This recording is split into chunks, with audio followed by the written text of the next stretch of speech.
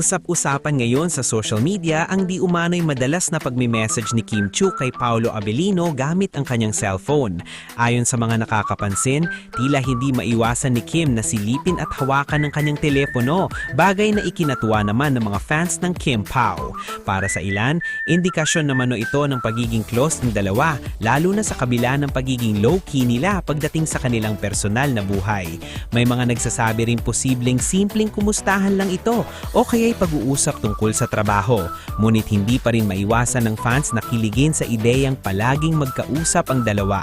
Dagdag pa ng mga netizen, kilala si Kim bilang expressive at maalaga, kaya hindi raw malabong siya ang tipo na madalas mag-update at magpadala ng mensahe sa mga taong mahalaga sa kanya. Samantala si Paolo naman ay kilala ring tahimik pero consistent pagdating sa pagbibigay ng oras at atensyon sa mga taong close sa kanya.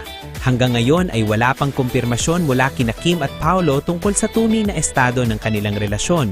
Ngunit para sa Kim Pao fans, sapat na ang ganitong mga munting detalye para patuloy silang kiligin at suportahan ng tambalan. Sa huli, nananatiling pribado ang lahat at respeto pa rin sa kanilang personal na espasyo ang pinipiling pairalin ng karamihan.